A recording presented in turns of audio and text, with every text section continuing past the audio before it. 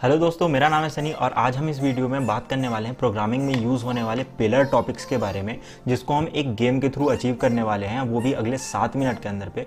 अगर आप absolute beginner हैं तब भी आप इसे सीख सकते हैं। इस वीडियो को लास्ट तक देखते रहिए। अगर आपने पाइथन में आज तक कोई भी प्रोग्राम नहीं बनाया है तो आप जो है इस वीडियो के लास्ट तक में अपना फर्स्ट पाइथन प्रोग्राम अचीव कर लेंगे एक गेम बनाकर।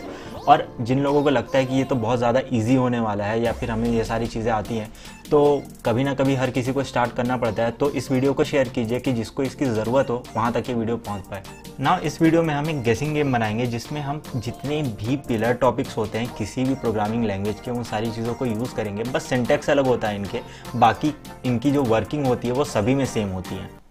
आई थिंक मेरे लैपटॉप में कुछ लगा हुआ है।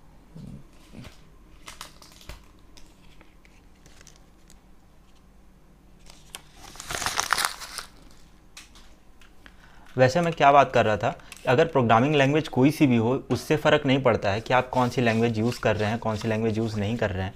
बट यहाँ पे बात ऐसी होती है कि उनके सिर्फ और सिर्फ सिंटैक्स में फ़र्क होता है।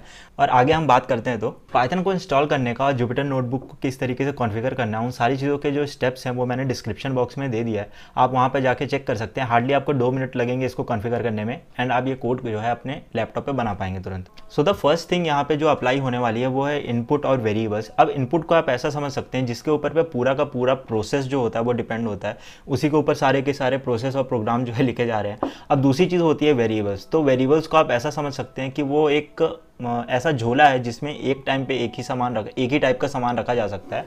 और अगर सही तरीके से बोला जाए तो जो सामान का टाइप होता है वही एक डेटा टाइप होता है। एक गेस नाम का वेरिएबल लेते हैं जिसमें हम इनपुट स्टोर करवाएंगे जो भी यूज़र देना चाहता है। अब उस चीज़ के लिए जो है इनपुट नाम का एक प्री डिफाइंड फंक्शन होता है जिसका हम यूज़ करेंगे और इसको यूज़ करके हम स्टोर करवा सकते हैं। अब इसका टाइप जानते हैं तो इसका टाइप जो है वो स्ट्रिंग आ रहा है। अब इस चीज़ को हम कन्वर्ट कर सकते हैं टाइप कन्वर्जन के थ्रू, जिसमें एक प्राइमरी डेटा टाइप को दूसरे प्राइमरी डेटा टाइप में चेंज कर सकते हैं, उसका टाइप हम जान सकते हैं। पहला मेथड ये था। और दूसरा मेथड हम डायरेक्टली जो है वो इनपुट के साथ ही यूज़ कर सकते हैं, जिसमें जो है वो हमारे जो टाइम है वो भी बच जाता है।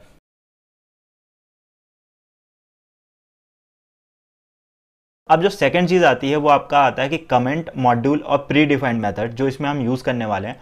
कमेंट उस प्रोग्राम की जो डॉक्यूमेंटेशन जो होती है बहुत ज़्यादा ज़रूरी होती है ताकि फ्यूचर रेफरेंस ले सके, या फिर अगर कोई और हमारे प्रोग्राम को पढ़ रहा हो तो उसको रीडेबिलिटी जो है ज़्यादा से ज़्यादा मिल पाए। पाइथन में कमेंट को यूज़ करने के लिए हैश यूज़ करते हैं। उसके बाद की जितनी भी लाइन में चीज़ें लिखी हुई रहती हैं वो इंटरप्रेटर नहीं पढ़ता है। अब यहाँ पे हम देखते हैं कि रैंडम नाम का जो मॉड्यूल है वो हम इंपोर्ट करते हैं। अब मॉड्यूल क्या होता है? मॉड्यूल बेसिकली एक पाइथन की स्क्रिप्ट होती है और जो कि पहले से लिखी हुई होती है, जिसमें डिफरेंट टाइप के जो मेथड यूज़ होते हैं जिसको हम अपने प्रोग्राम में यूज़ कर सकते हैं उस मॉड्यूल को इंपोर्ट करने के बाद। अब यहाँ पे इस चीज़ को करने के लिए डायरेक्टली हम लोग इंपोर्ट रैंडम मॉड्यूल करेंगे और एक rnum नाम का वेरिएबल लेंगे जिसमें हम रैंडम डॉट रैंड इंट, और उसके अंदर पे हम लोग 1 और 100 देंगे, एक रेंज देंगे जिसमें एक रैंडम इंटीजर जो है वो थ्रो करेगा। अब जो ये रैंडम इंटीजर उतना ही रैंडम वैल्यूज़ थ्रो करता है जिस तरीके से CSV2 वाले मेरे एग्जाम्स के मार्क्स थ्रो करते हैं।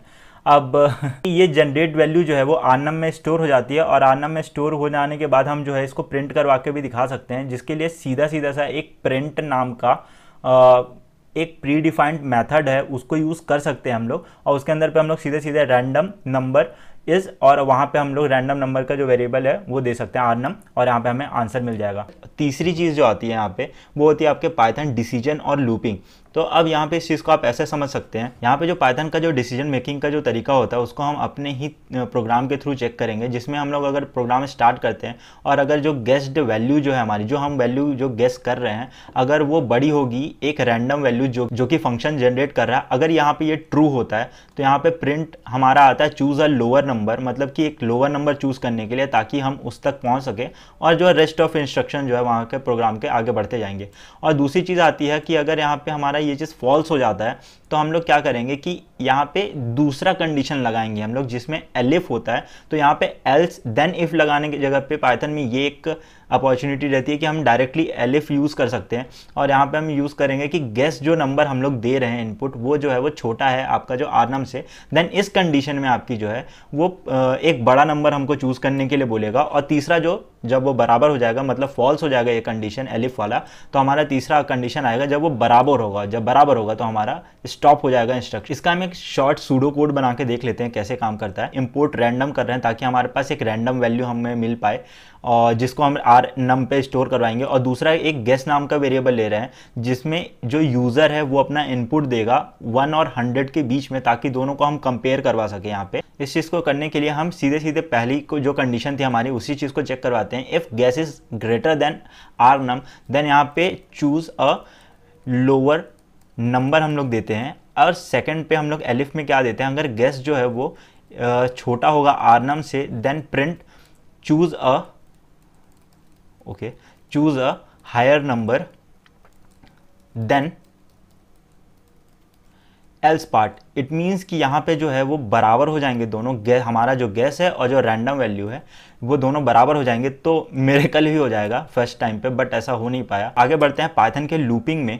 तो कॉपी पेस्ट करने पे हम लोग हमेशा से विश्वास रखते हैं, तो कॉपी पेस्ट कर देते हैं इस चीज़ को और मस्त एकदम अपना काम आसान कर लेते हैं। बेसिकली यहाँ पे दो तरीके के पाइथन में जो लूप सिस्टम होता है, फर्स्ट होता है फॉर लूप और दूसरा होता है वाइल लूप। फॉर लूप हम तब यूज़ करते हैं जब हमें पता होता है कि एग्जैक्ट नंबर ऑफ इटरेशन कितने होने हैं, मतलब कि कितनी बार वो लूप चलने वाला है। और वाइल तब यूज़ करते हैं जब हमें नहीं पता होता है कि वो लूप कितनी बार चलने वाला है। तो यहाँ पे हमको नहीं पता है कि यूज़र जो है कब जाके जो है वो एग्जैक्ट गेस कर पाएगा, तो हम लोग यहाँ पे वाइल लूप जो है यूज़ करते हैं। अब बेसिकली हम काउंट ले लेते हैं जिसमें 0 करवा देंगे ताकि हम अपने स्टेप्स काउंट कर सकें। और दूसरा गेस इज इक्वल टू -1 ले रहे हैं ताकि हमें कंपेयर करवा सकें फर्स्ट टाइम पे, और माइनस में तो कोई देगा नहीं, और अगर देगा तो उसके लिए आप अपने से चेकसम लगा सकते हैं। वाइल का जो सिंटेक्स होता है बहुत ईजी होता है, वाइल, और हम यहाँ पे एक्सप्रेशन देते हैं guess is not equals to num random number. तब तक ये जो है लूप हमारा चलते रहेगा और जैसे ही ये दोनों इक्वल होंगे ये लूप के बाहर आ जाएगा। देन हम इसको इंडेंट कर देते हैं, काउंट की वैल्यू जो हम इंक्रीज करते हैं ताकि जितनी बार भी ये लूप चलेगा हमारे पास पता चलते रहे कि कितने स्टेप्स जो है पूरे होते जा रहे हैं। अब यहाँ पे और आगे क्या करना है, यहाँ पे हमारी सारी चीज़ें हो चुकी हैं और ये लूप हम जो है यहाँ पे एंड करते हैं। अब इसका जो है हम इसको प्रिंट करवा के देखते हैं कि इसकी जो वैल्यू है वो क्या आती है। अगर हमें इस चीज़ की वैल्यू मिल पाती है तो हुर्रे, आपको ये वैल्यू मिल गई है। और वो कितने स्टेप्स में मिली है आप इसको एक काउंट के थ्रू जो है प्रिंट करवा सकते हैं।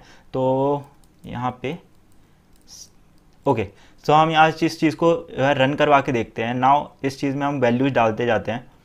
सो जब तक हमारे ये जो वैल्यू है वो बराबर नहीं आ जाती तब तक ये लूप चलना चाहिए, और जैसे ही आ जाती है तो वो लूप बंद हो जाएगा और एंड हमारा प्रोग्राम भी चल जाएगा। ओके, सो यहाँ पे मैंने जो है 7 स्टेप्स लिया है कंप्लीट करने में। नाउ पाइथन में मेथड्स यूज़ होते हैं, और मेथड्स का मतलब ये होता है कि सेट ऑफ इंस्ट्रक्शन जो एक बॉडी के अंदर पे हो, जो एक पर्टिकुलर काम जो है वो परफॉर्म कर रही होगी। अब पाइथन में जो मेथड्स का जो सिंटेक्स होता है वो बहुत ज़्यादा इजी होता है। बेसिकली हमको यहाँ पे सिर्फ और सिर्फ डेफ हमें जो मेथड का नाम रहता है वो लिखना रहता है और पैरामीटर्स देने पड़ते हैं ताकि हम इसमें स्टोर करवा सके वैल्यूज़ और अपने आगे के जो मेथड है उसमें यूज़ कर सके। तो यहाँ पे मैं पैरामीटर पास करवा रहा हूँ, lower value, higher value, random number और काउंट। यहाँ पे हम एक कंडीशन डाल देते हैं, हायर वैल्यू जो है वो बड़ी रहेगी लोअर वैल्यू से, तभी तक ये सारी चीज़ें चलती रहेंगी। और guess is equals to lower value plus higher value minus lower value divided by 2। पूरा हमारे पास रेंज है उस चीज़ को हम लोग डिवाइड कर देंगे हाफ में, ताकि हमारे पास जो है 2 सेट्स मिल पाएँ जिसमें हम लोग ऑपरेशन परफॉर्म कर सकें। अगर जो है हम यहाँ पे जो मिडिल में ही फाउंड हो जाता है हमारा गेस वैल्यू तो सबसे अच्छी बात है। हमको यहाँ पे डबल इज इक्वल्स टू हमारा रैंडम वैल्यू हो जाएगा और हम यहाँ से ही रिटर्न कर देंगे हमारा काउंट को, मतलब कि जो भी हमारा फर्स्ट स्टेप में ही अगर आ जाता है तो फर्स्ट स्टेप को ही जो है हम यहाँ पे वापस भेज देते हैं। यहाँ पे दूसरी चीज़ आती है कि अगर जो है गेस्ड नंबर जो है जो यूज़र गेस कर रहा है वो ग्रेटर हो जाएगा रैंडम नंबर से, देन हम लोग क्या करेंगे, देन हम लोग एलिफ मतलब एक और हम लोग कंडीशन लगाते हैं जिसमें हम लोग कंडीशन रखते हैं कि गेस जो होगा वो बड़ा होगा रैंडम नंबर से। देन यहाँ पे हम एक जो है अपना काउंट को जो प्लस कर देंगे क्योंकि अगेन हमको इसको चलाना पड़ेगा। नाउ रिटर्न में रिकर्जन के थ्रू हम लोग पास कर देते हैं सारी वैल्यूज, जिसमें हम एक लोअर सेट पास करेंगे। अगर आपको नहीं पता कि रिकर्जन क्या होता है देन आप मुझे कमेंट सेक्शन में बता सकते हैं और मैं इसके लिए एक डेडिकेटेड वीडियो बना दूंगा। अब देन अगर ऐसा नहीं होता है तो वो गेस की जो वैल्यू है वो ऑब्वियस सी बात है बड़ी छोटी होगी हमारी जो रैंडम वैल्यू है।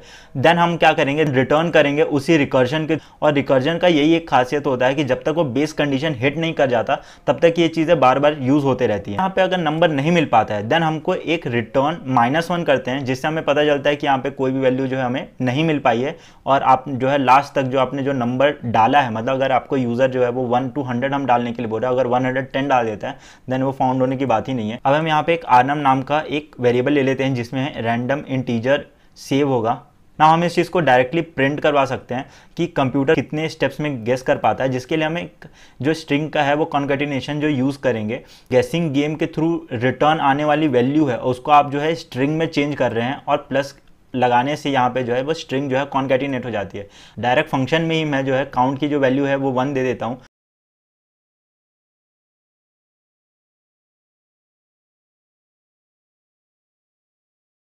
और हम देखते हैं कि आंसर क्या आता है। नाउ कहीं पे गड़बड़ है। ओके, सो यहाँ पे वेरिएबल का नाम, हाँ ओके फाइन, एंड यहाँ पे हमारी जो है वैल्यूज़ आ गई हैं। तो आप इस वीडियो में देख पाए कि हम खुद से भी कैसे गेस कर रहे हैं और साथ ही साथ कंप्यूटर से अगर गेस करवाना हो तो हम इस चीज़ को कैसे गेस करवा सकते हैं मेथड के थ्रू। और आपका एक टास्क ये रहेगा कि आप इसमें एक प्रोग्राम बनाएं जिसमें आप यूज़र वर्सेस कंप्यूटर करें और सिंगल स्क्रिप्ट में। और अगर आपसे ये चीज़ नहीं बन पाती है तो मैं डिस्क्रिप्शन में इस चीज़ की भी फाइल दे पाऊंगा नाउ। और मैं अपने बहुत सारे ट्रिक्स एंड टिप्स जो है वो अपने इंस्टाग्राम पेज पे जो है डालते रहता हूं, तो प्लीज़ आप उसे जाके फॉलो कर सकते हैं। मैं डिस्क्रिप्शन में लिंक दे दूंगा। और इस वीडियो के लिए सिर्फ इतना ही। अगर आपको ये वीडियो अच्छी लगी हो तो इसको प्लीज़ शेयर कीजिए, इस चैनल को सब्सक्राइब कर लीजिए। और अगर आपका कोई भी डाउट हो या फिर आपको कोई ऐसी वीडियो चाहिए जो कि मैं बना के आपके लिए पोस्ट करूँ तो प्लीज़ आप उसे मुझे बताइए। और मैं इसी तरीके की नई वीडियोज़ लाते रहूँगा और इंटरेस्टिंग वीडियो में मिलते हैं। Bye bye.